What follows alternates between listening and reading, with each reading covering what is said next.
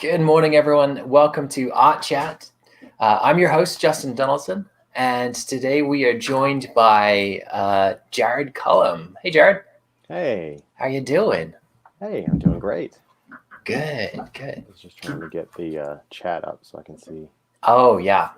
Perfect. It's top right up there. Yeah, so what have you been up to?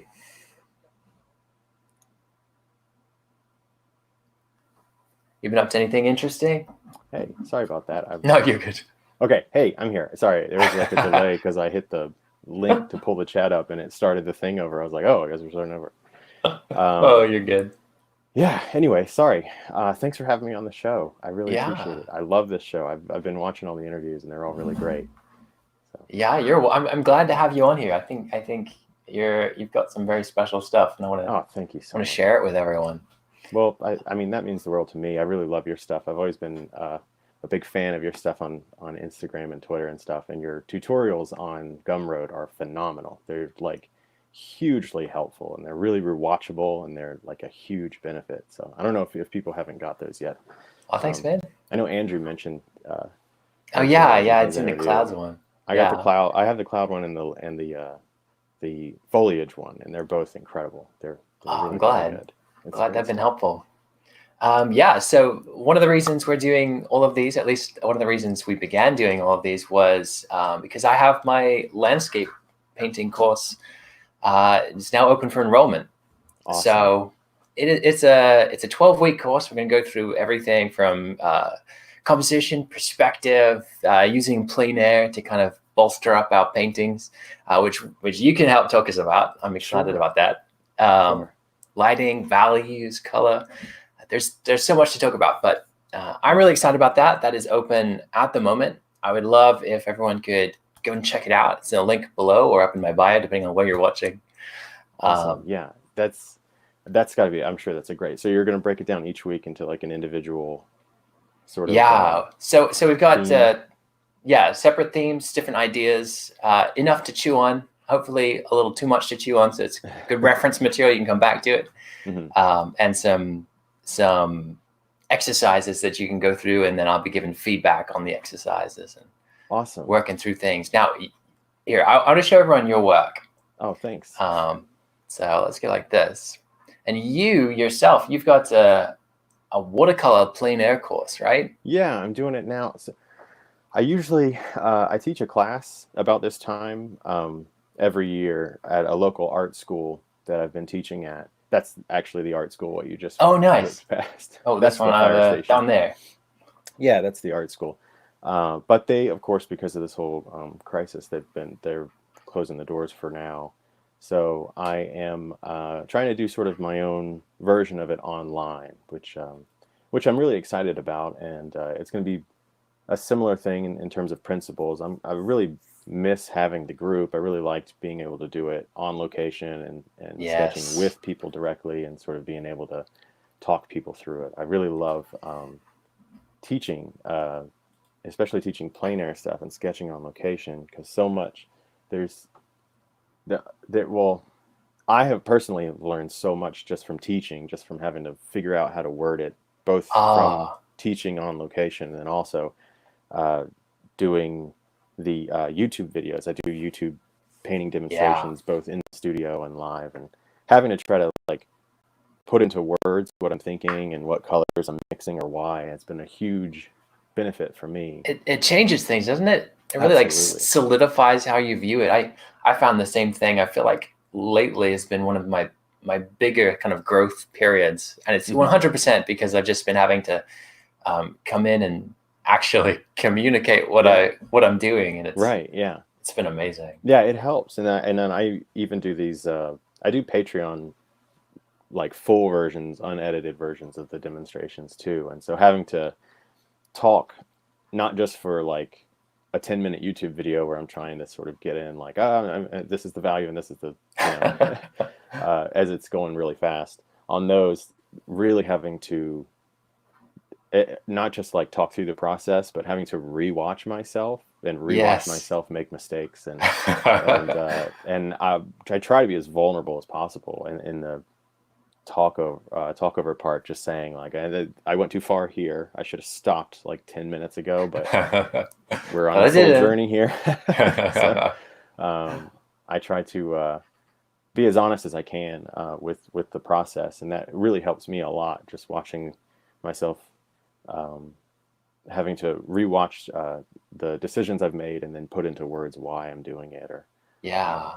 and then I love to talking with people, because you get, people they're so passionate about wanting to make pictures, but oftentimes they're so close. It's like they're 4 or 5 brushstrokes away from having the value Right. fine, but Right. they quit. Like so many times people will quit, and it's so nice to be a part of that process of sitting with people and trying to talk through the process and just nudge them in a direction. As much as Yeah. possible. I try to be as open as possible with people who are exploring things like intuitive color or whatever other process that may not fit my process. Right. But it's always fascinating to me, and then too because of my own journey of because I'm a late blooming art Yeah. Tell us about it. maker. So for me, um, all of these, all the greats, all of my heroes, like Sargent and Homer, all these people, I didn't find out about them until later because I was never interested in painting. Right. And growing up, if you had told me I would be doing any kind of landscape painting, I would have laughed because I had no interest in painting at all. And so when I got into painting, those heroes, and even heroes who are like have become friends of mine, like Tiffany Mang and Heather Martin and uh, Jesse Winchester Schmidt, people who I'm like, and you, Justin, who I'm Oh, very proud to call friends, but also I admire their work and am happy that I'm able to talk to people, but also just that fresh feeling of discovering a new artist that you just, especially in because I love art from the 19th century, right. Yeah. and so discovering a new person, Isn't it an amazing feeling? yeah, it's just like I just can't describe it. Getting into their work and doing master copies and Who, studying them and just who are you into it? Who are you into at the moment? um, I've been doing a lot of studies of this guy, Hanson. I'm gonna say it wrong because I don't know. He's a California impressionist, I believe. But Hanson, it's Puthoff or Puthuff. I'm gonna see this. PUT. Hanson is his first name, Hanson, and then That's it. Puthuff, Puthoff. There we go. Oh Yay! yeah, Oh, he absolutely. looks like that photo of him Oh, looks like a Vincent Price film. yeah, exactly. Anyways, holy moly, look at Yeah, that. look at that. Um, just his use of color. It's funny because I've done studies of his work in the past that I think they were mislabeled, or maybe they were just close enough, but because a lot of it looks like some of Edgar Payne's Yeah, that's what I was thinking. stuff, and of course Edgar Payne is a huge hero of mine as well. I love Edgar Payne, and um, I've been doing a lot of studies of his stuff, particularly, of course, composition, because he's sort of the king of that. Yes. Um, and then also just going back and rediscovering the greats, rereading, Judgment of Paris is one of my favorite books, and it just goes through late 19th century, or well, most of the 19th century into the early 1900s of art history, and then it just sort of breaks down each individual person from who was either in the school of. It sort of focuses on Manet and Meissonier and Okay. their sort of different paths Right. in academia and then through the impressionists. So those two sort of timelines, it follows them through the invasion and the siege of Paris and all that stuff, and it's one of my favorite books, but it goes I through. haven't read that one. I'll have to give it a go. Oh, it's so good. Is that so? There's I know the Impressionists and Manet had a big thing against William Adolphe Bouguereau. Yeah, Is that the yeah, so same that's kind sort of of feel? what the book is about, is this split timeline of Yes. of Meissonier, who did Napoleon's. He was very sort of academic, you know. He did Yes. Napoleon, the famous Napoleon. He did a lot of those big paintings of horses. It goes through a lot of his process too. Like he had train tracks built with a car so he could sketch horses, because you know he couldn't photograph What? horses at the time. So he would have his own personal horses run alongside a train track that he had custom built so that he could sit on the back of it and coast alongside these horses so that he could sketch horses really fast to try to get their legs moving, you know? Wow, he must have been doing well for himself. Oh yeah, he was. Well, that's the thing. That's the split. I mean, Right. Manet, you know, Manet was sort of like came into money through family, so he did well too, technically, even though he was allowed to explore and expand more. And the book Right. sort of covers those two split timelines of someone who was really with the Ecole and really with that side of art history, Bouguereau, Ang, those guys, and Jerome, Yeah. and then those who sort of went against it. And it follows like Courbet's whole like timeline in history. By the way, I'm going to end up talking the whole 30 minutes. No, you're good. You're good. I love it. Courbet's sort of timeline from being a part of it to being against it to being a sort of political pariah. You know, it's really fascinating. And then Courbet and Manet's relationship to the Impressionists and how they were sort of not with them, but not against them, sort of dip their toe in it, but they wouldn't commit. And then also, of course, the core Impressionists and their sort of their process and growth. And then where everybody went, you know, where Morisot and Manet and all of them, whether they joined the army when the Prussians sort of stomped on Paris, and follows Manet through he did a lot of sketching and stuff through that war, through the siege and stuff. It talks about like, you know, what life was like for those people. That sounds crazy. I have to read that. Yeah, it's so good. It's so good. Anyways, I love it. I mean, so where do you stand on that? On these guys as your heroes, the Impressionists and the academics? Man, I respect both. I don't know. I hate it when my children fight. Yeah. I'm like, come on, guys. I love all of you. Yeah, right. It's just in the same way, like I love people who are very experimental with color. Like portrait artists, for example, like Ewa Ludwigsak, who's this portrait artist, and Charles Reed and people like that. Nick Runge, who's a watercolor artist who does portraits who are phenomenal. Like, but they're more expressive, experimental, sort of pushing the boundaries. But I also I can't get enough of like David Kaysen and Scott Waddell, those people who are just like, they're like a printer, you know. They're so good. But I respect both. I don't know.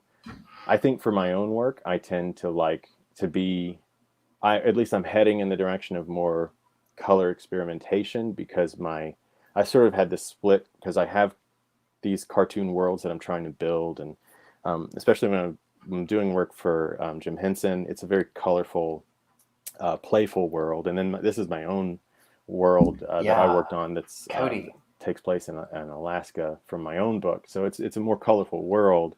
And I'm trying to inject that sort of life into it, where my plein air stuff, because I would get so focused on the value, tends to be more sort of drab and less colorful. I mean, this is newer stuff, but I tend to be a little bit more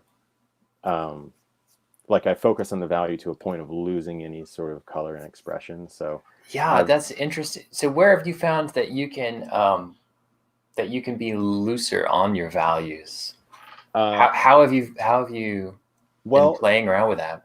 You know, I think the actual playfulness is more in just the application of color and in setting up the chess pieces before the game begins, which is to say, I have studied and done enough value studies that I don't mess with the actual rig, so to speak. I try to keep that as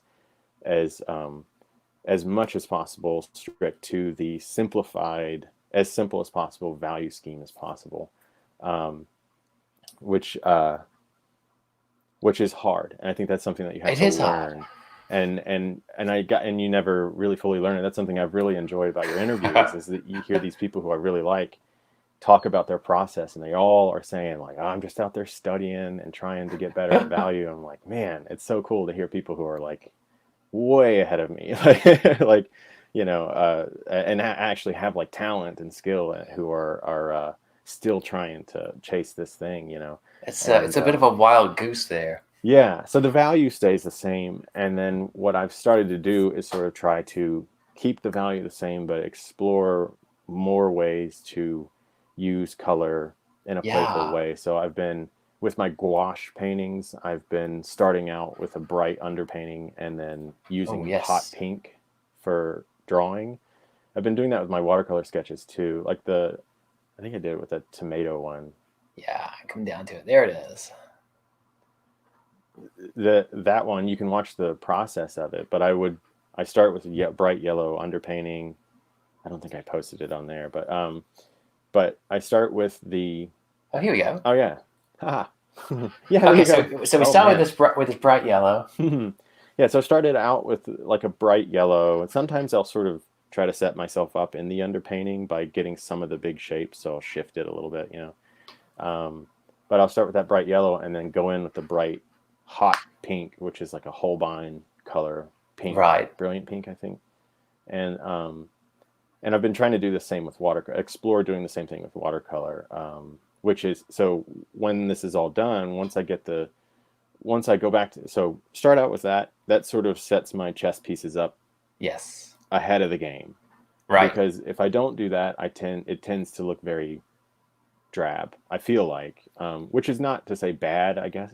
Some people are awesome at doing just gray, Yes. various shades of gray. But so the aim and the goal here is to go ahead, just focus back on my core principles of value, building those big shapes, clicking those pieces all together, and Yeah. then what will happen, or the hope is that the little cracks between the shapes, Between the strokes and everything. yeah, you'll get these little pops of intense bright pink. Yeah. Every here and there, not everywhere, but just every here and there. I love the it. Goal. So that's one thing I've been doing to try to explore more color in the process, and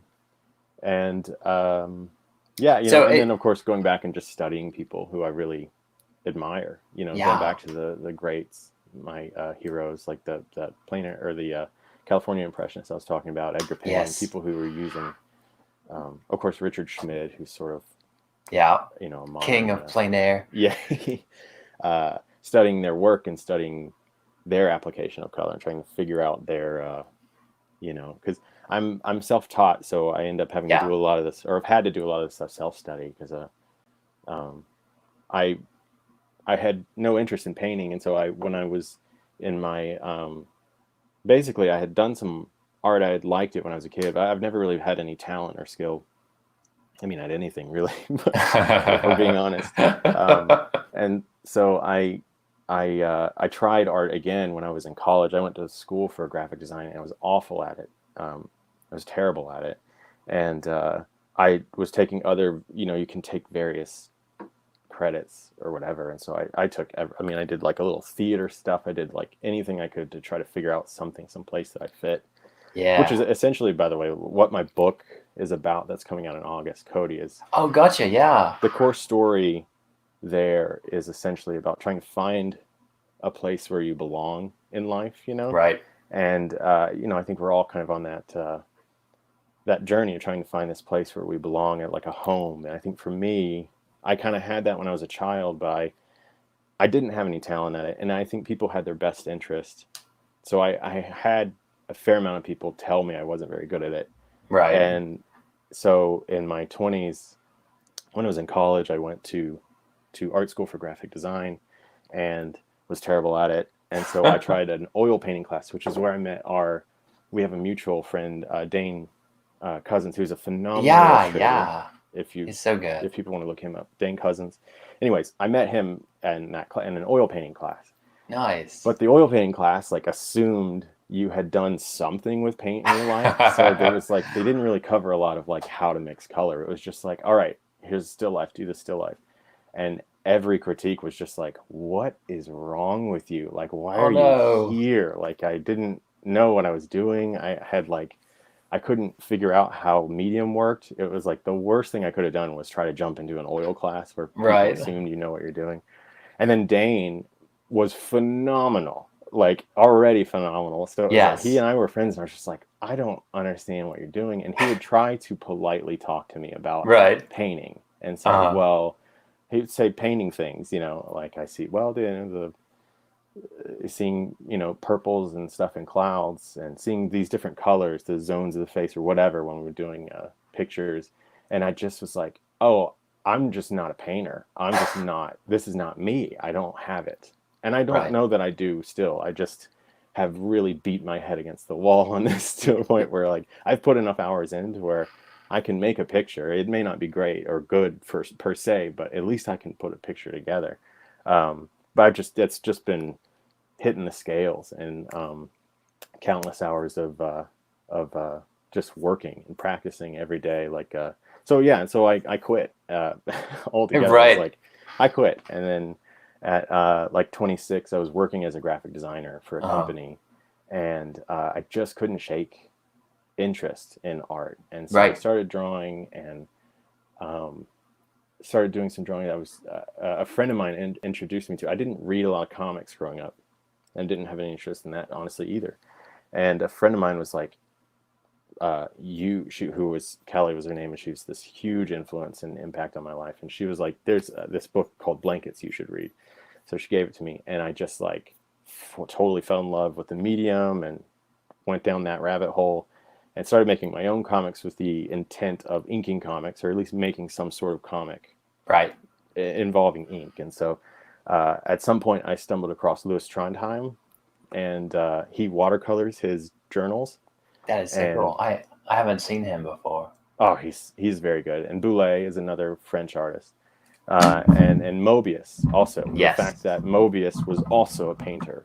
You know, you can find his gouache paintings, and they're phenomenal illustrations. You know, he's incredible. And so I just was like, well, I'd like to maybe color some of my comics with a little bit of watercolor. Um, and so I tried it, and it was just like total explosion. Like I tried to dip my toe in the water, and I just fell right into the deep end of the ocean. Like I'm still plumbing. I feel like I've just got started with painting. I'm not But sure that feeling ever leaves. yeah, and that's the best feeling. And that to me is finding a sense of belonging, and finding a sense of a thing that I'm passionate about, and I spend all my time thinking about it. You know, apart from my time with my kids and my Yeah, wife, which I love, but obviously, you obviously. know, I lay in bed at night watching your tutorials and watching your other people's guests, or flipping through Andrew Pena's awesome plein air paintings, or Heather Martin or Tiffany May. Like I spend all my time thinking about it, or trying to find the new person who's a new person who slipped through the cracks of my you know, like that Hanson Yeah. artist who I was talking about, you know, run across them on something, and just give me a whole new thing. And then being able to teach and then share that moment of like, you know, you guys are gonna Yes. love this guy, like, you know, and then talking about an artist or talking about art history, and and just tinkering with art too. Just I design Yeah, and build watercolor boxes in I've my seen that. spare Let's time have a too, look at that. and and I've been rebuilding boxes too lately. This is a box I did for I'm working on for a friend of mine who it's a 100-year-old box, Wow. and it was starting to rot and rust through, but I was able to get it all cleaned up and built put back together. Had to I'm gonna make a video of it. I've been filming the process. I have a video on my YouTube channel of the process of sort of bending the metal, heating the metal, and um, soldering it together and that kind of thing. But there's I just like old things and Yeah. tinkering and stuff. But So when did you get around to then starting to do a bunch of plein air work? And what's your relationship with that now? oh yeah, so um, And there's a question in the chat. I'm going to mark it down because I don't want to overlook them. Here we go. Mr. Cullum, your comics and Oh, paintings that's so are nice. really beautiful. How is it like to create panels using watercolors? Oh, that's a good question. Yeah. So let me try to Do weave it. them together. You got it. You got this. Watercolor is you have to get used to just pushing it around. I mean, all painting, I guess, is essentially that. You got to get used to pushing it around. Most of making your art or making your painting, I find, is working with the mistakes you've made. I always tell students it's like the penciling process, same with comics, is like sort of getting the airplane off the ground, sort of the lift off into the air. And then when you apply the paint, it's sort of pushing the nose and allowing that free fall to happen. So with comics, it's and then of course, you know, finishing the painting, especially with watercolor, that's such a sort of chaotic medium. You're sort of reaching into that chaos to try to find form and find truth, and so that's sort of the process of trying to pull the nose up before you crash. And of course, most times you crash and just flip the page. But so doing comics with watercolor is the same in that you're sort of trying to set it up with a pencil. In terms of just, I don't, if your question is in terms of the stuff I use Arches 140-pound cold press, and I use Daniel Smith watercolor. And the process, I'm not a terribly tech savvy person, so you know, I mean, I have the option because I know enough from graphic design school to do Photoshop, but I have not done a lot with Photoshop coloring. And so for me, the process of making comics with watercolor has been learning how to fix my mistakes and work with my mistakes, and make adjustments on the fly. So it's applying, I tend to draw it and then apply the watercolor, and then I will use ink only on the areas of interest. So only on, I like that sort of look, animated film look of bringing the focus to a single character, a single point in a scene. But in terms of, I'm trying to remember your question now. Yeah, so I can. Oh, how to get into plein air painting. Well, even still, when you're plein air painting, are you able to use this principle? Maybe not necessarily of just inking over the top, but you're talking about sort of really. Yes, absolutely. So that is essentially what plein air painting is to me, is figuring out other methods and tools. So I don't have black ink. I mean, I could, and there are people who do a lot with ink. So for that example of what you were looking at, it's how can I use then tighter, stronger values to draw focus to an area, and how can I use tighter, stronger edges, for example. How can I increase saturation, for example, in an area that will draw focus to an area and push focus away, expand the value range in an area of interest. The darks get darker, the lights get lighter. And then in the areas, say, that are falling back, just reducing that spectrum, so allowing it to become lighter or become less interesting.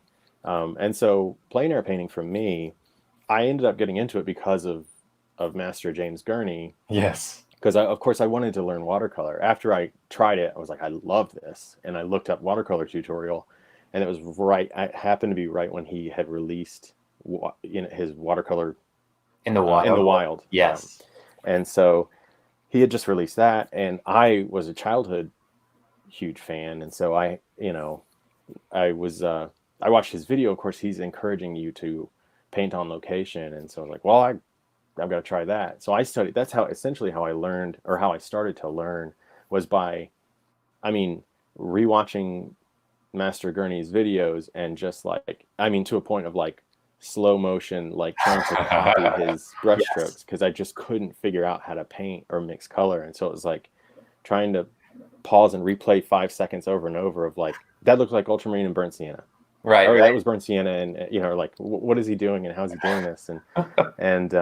And then discovering people like James Fletcher Watson, who's my watercolor hero, who are very good at, James Gurney and him are one of those types of people who are very good at instructing and saying what they're doing, what colors they're using. I'm doing this, or why they're doing it. So you get a good blend of inspiration and academic. Your videos, again, are very good about that, where you get a good blend of this person is obviously very passionate about this, so it's contagious. And then also they're good at saying what they're doing. There are some people who are just like a wizard, and you watch them and it's very inspiring, but you don't actually take a lot away. But that still has merit and value too. There was a tutorial I watched once, and I'm not going to say this guy's name, and I absolutely am in love with every single little thing that he does. But somebody else had to come in over the top and draw him out and ask questions, and he'd give one word answers to every question. And it'd just be like, okay, I'll never learn your secrets. Yeah. Oh wow. I struggle with concision. I think I have to be careful of. I mean, gosh, as you've seen in this interview, like if you one word, you say 19th century painting, and it'll be 2 or 3 hours later, and I'll still be like, and then this guy did this, and this guy was with I have a tendency to go off on tangents, and I'm not very eloquent or articulate, so it's hard to. But I am very passionate. So at least I have that going for me. Yes, absolutely. But I like plein air because plein air to me is like a sandbox and a playground. It's open and I can do whatever I want and I can mess up the picture. A lot of the comics work I do, particularly the stuff for Jim Henson, I have a team of editors who are telling me this is supposed to look like this, or this needs to match certain, right, character design aspects, or this is supposed to look, like I can't make wonky Fraggles or whatever. They have to look like the character and they have to act. And if I'm writing, it has to fit a certain guideline. Yes. And a lot of that stuff is sort of, I'm doing it for somebody else. And I mean, my book, I was able to play a lot, but I'm doing a book now for a company and there's someone else has written it. It's someone else's vision. I'm just sort of making this book, which I'm happy to do, but I'm fitting their rules and their guidelines. Where with plein air painting, I mean, I can do whatever I want. I can step on it. I could use the heel of my shoe to get interesting texture. I could pick up a stick and try that. It doesn't matter. I've done that before. Yeah, I can draw with hot pink. I can do whatever. I'm not beholden to anybody telling me that I'm breaking any rules or I'm doing something wrong. I can play in that sandbox and be totally free because I don't have any interest in necessarily in.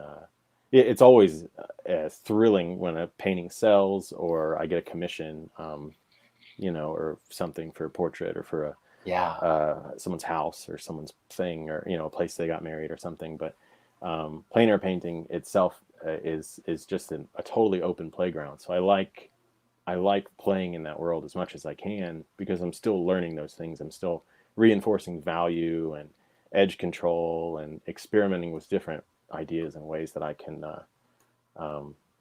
push those boundaries and do something different or expand, like I was saying, with exploring more color. There's something very special about having the freedom to do that. Mm-hmm. I absolutely agree. We have one question, and we're at about the end, about time. Cool. So let's do this question, and then we can. Sorry, I didn't let you talk a whole lot. No, you're steamrolled you. This is about you, man. So. Okay, Kaleidoscope Eye Girl says, here, let me pull it up. There we go. How do you get yourself to paint every day, especially when you're a beginner and get discouraged by everything you paint? That's a very good question. That's a very, very good question. I'm at a point now where I if I don't paint every day, I'm in trouble because I have to do it for work. I think painting is largely falling in love with the process and then also setting yourself up in a way that you can learn to enjoy the process. And also, I still get discouraged and I'm full of, I'm very passionate about it. I have a lot of faults though when it comes to painting. I get very jealous of people who are better than me. I get, I have my own issues. I get discouraged. I've tore a page out and quit early. And it's not like I just wake up every day and moonwalk out to the field and that'd be nice. Put a couple brush strokes down and moonwalk home. Like I get very upset and discouraged too. Sometimes I feel like this was all like, I don't know how I got this far because I'm obviously a fraud. Whatever. It's like I have my moments in the middle of a painting. Typically, almost every painting, I'll have these moments where it's like, how did I trick myself into getting this far into a painting? And I'll be honest, usually that's when you're like 2 or 3 brush strokes away from being fine. That's when you're just about there. yeah, if you just get a couple, you lock in your value, you're just about there. Um, I think finding one thing you can do, I think, is finding ways to give yourself small goals, which is to say, you're not, if I was to run a marathon, good God, I mean, if I was to go outside and run a marathon, I mean, I don't know how far I'd make it. It would be embarrassing. But what I could do is I could start doing some push-ups a little bit every day, and then maybe start walking and walking further, and then doing some. I don't train for marathons, so I don't know that someone's going to say this is all wrong, but do little steps. And so I think when it comes to painting, I think you need an even balance of getting excited about a small goal. For example, drawing. You can always get better at drawing. You can, and it helps to fall in love. I think one of the best exercises, which is not the only way to draw, is to get yourself a sketchbook and draw only in ink, because you're starting to train the muscle of not giving up, because it's almost impossible to make a perfect sketch right off the get-go. So you're training yourself to let go and allow yourself to just enjoy the drawing process. And so if you draw only in ink and just draw everything you see, the kitchen counter, the plates, the cat, the microwave, the fridge, just like a machine, just draw everything you see. You're training your eyes to see contour lines and to draw better. You're also increasing your drawing skill. And most importantly, you're abandoning attachment to the individual drawing, which is one of the hardest things to get past, which is being attached to, I put time into this and it needs to be perfect. I think also working smaller, because you get more done, quantity over quality. Just doing a lot of small sketches, you'll get that same, you'll get those same lessons that you would get doing a big, if you set yourself up by stretching a huge watercolor sheet and then trying to make it perfect, and you've bought, you spend $1,000 on a big palette and brand new paints, and then you go out in the field and it just doesn't look right in 10 minutes. It can be very discouraging. But if you're working small, and then also I think give yourself things to be inspired by. Go to the art, well, gosh, when this crisis is over, go to the art museum, or go to Google, go to the Met's website, do virtual tours of art galleries, look at art, and explore what speaks to you, what you fall in love with, and do studies of people, even people who might be not, if you like really bright, big, expressive paintings, study Vermeer paintings that are kind of tighter and not as huge and epic, as some of the other big academic painters would do. Study Bouguereau and just look at how he did these figures and forms, and study painters, because I think a lot of it's just like clean fuel in the tank of just getting excited about new people. And you may discover that you're sort of bored with it and tired of it, but I think giving yourself the fuel of inspiration constantly is very important. And then also getting involved in life drawing, I think, which is just try to find, well, gosh, again, post-crisis, get involved in a life drawing group, drawing figures, because that is really, if we're talking about getting ready to do a marathon, that is lifting the weights instead of just jogging in place or whatever. That is where you're really training your muscles, because you can mess up a tree or whatever and it'll still be okay. But if you make a finger too long, they look totally alien. So setting yourself up to train and then be involved in some sort of community is a great way to, and then of course, I always like going to online schools. Justin's class is a good example. Schoolism is just an infinite well. New Masters Academy is an infinite well of knowledge. And so you might not care about portraits, for example, but if you take a Steve Houston class on portraiture and you're training and you're drawing the head and figuring out his methods and all that stuff, it's all stuff to get excited about. These little goals you can sort of inch towards, doing a bigger picture. I would say though, gosh, I'm so sorry. But no, you're good. It is something you're going to have to, it's a hot tub that you're not going to get out of. Because I still get discouraged and upset and think I'm a failure and whatever. And if it weren't for my wife having come in and picked my brushes up off the ground, I probably would have quit at some point, because I have totally talked myself into thinking I'm an absolute failure and a talentless hack and a whatever, and throwing a brush across the room or whatever. It's discouragement is going to happen. It's just a matter of learning and training yourself to still find that passion, that core passion, and pick up those pieces and keep going. Is the thing. Yeah, my thoughts is a lot of unclear goals can never be met. So if you have something like, oh, I'm painting a painting and I want to be a really good painter, that's my goal. It's like, I'm sorry, you're never going to meet that goal, and you'll be constantly disappointed. I try to give myself kind of process-driven goals, like not end result goals, but process goals. Like, this painting is about exploring light or this relationship in color. I can't fail at exploring light or the process of exploring a color relationship unless I don't do it. So if I begin, then I'm there, and my goal all of the time is to learn. Yeah, it's about gleaning those little moments. Yeah. You may mess up the drawing, but maybe you nailed that reflective light on the car. And you're like, hey, you know what? I'll walk with that. Yeah, I'll take that. Piece. Yeah. I'll take that. But if you have something as ambiguous as a good painting or a painting like this other person. Oh, yeah. Or if I'm just doing that, then I'm just setting myself up for disaster. Yeah. No, yeah. I agree. Yeah. So we are at the end. Is there anything else? Any other thoughts that you've been dwelling on? Things you want to share with the world?